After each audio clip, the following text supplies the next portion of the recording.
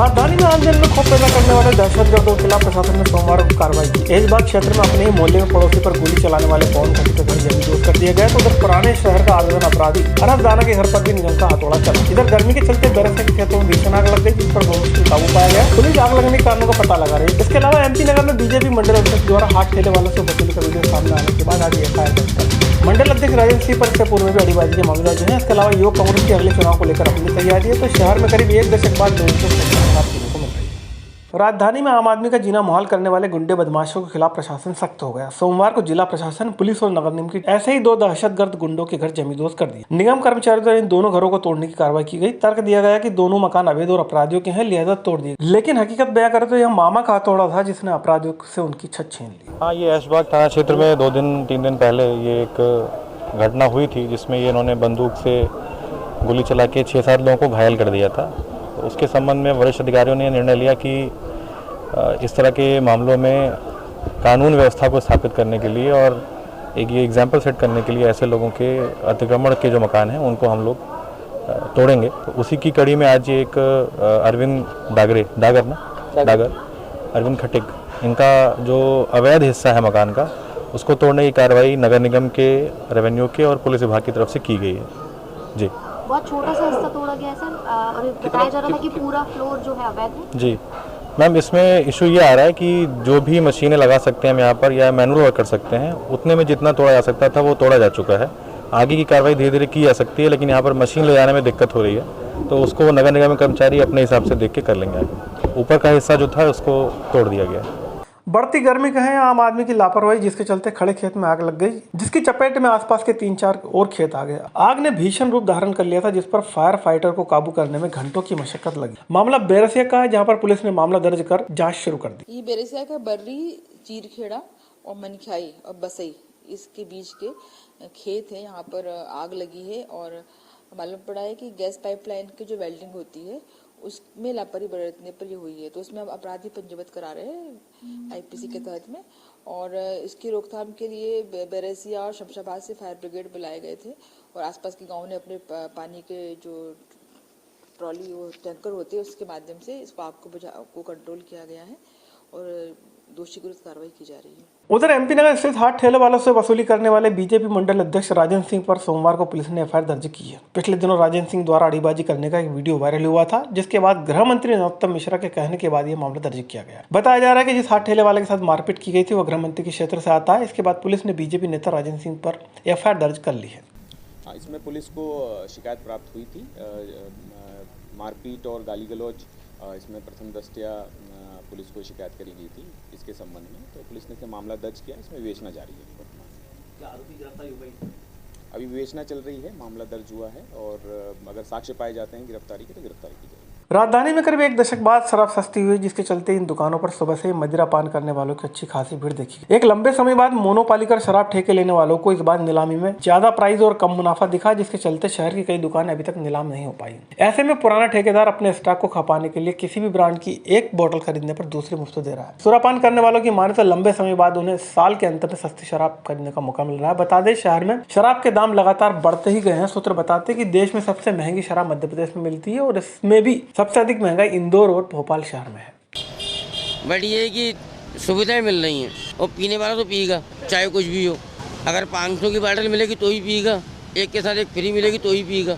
एक तरफा प्यार में युवती पर एसिड अटैक करने वाले आरोपियों पर जिला अदालत ने आजीवन कारावास की सजा सुनाई है। मामला साल 2016 का है। सत्र न्यायाधीश कमल जोशी ने दोनों आरोपियों त्रिलोक नामदेव और शुभम तिवारी को इस मामले में दोषी पाते हुए सजा सुनाई। इसके अलावा इन दोनों आरोपियों पर 3-3 लाख रुपए का जुर्माना भी लगाया। यह जुर्माना जमा न करने पर 3-3 साल की अतिरिक्त सजा काटनी होगी। बता दें, त्रिलोक एक युवती से एक तरफा प्यार करता था। युवती के बार बार मना करने पर भी उसने पता पूछने के बहाने उस पर एसिड अटैक किया, जिसमें युवती गंभीर रूप से घायल हो गई।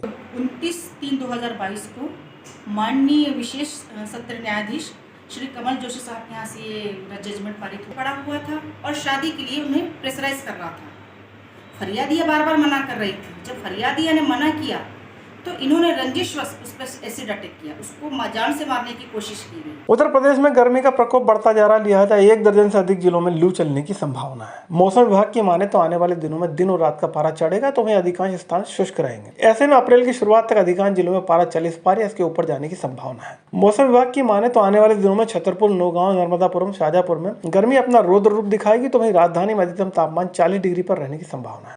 पिछले 24 घंटों के दौरान प्रदेश में मौसम शुष्क रहा और आगामी 24 घंटे में भी शुष्क रहने की संभावना है।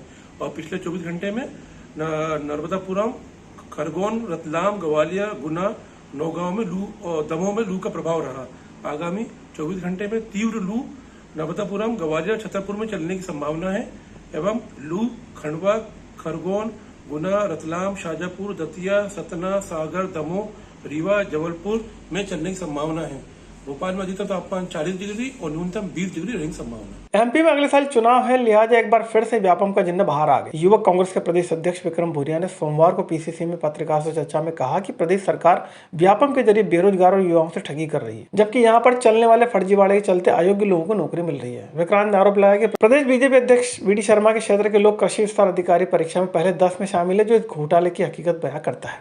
हम सुशासन की बात करते हैं, पर एक तरफ भ्रष्टाचार की भेंट युवाओं का भविष्य चढ़ाया जा रहा है, दूसरी तरफ फर्जीवाड़ा और जिस तरह से कोई भी आवाज उठाने का प्रयास करता है तो उसकी आवाज दबाने का काम ये सरकार, भाजपा की सरकार और मुख्यमंत्री पूरी ताकत से लगे हुए हैं।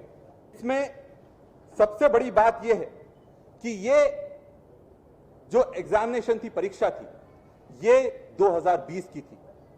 2022 में इसका रिजल्ट आता है और इसमें सीधे सीधे इसके तार, जब ये ऑनलाइन एग्जाम थी तो कैसे जो स्क्रीनशॉट सोशल मीडिया पर जारी हुए हैं उसमें ये साफ होता है कि जो लोगों का चयन हुआ है शिक्षक वर्ग 3 की परीक्षा में, वो भी पूरी तरह से दागदार माना गया है और विफल माना गया है।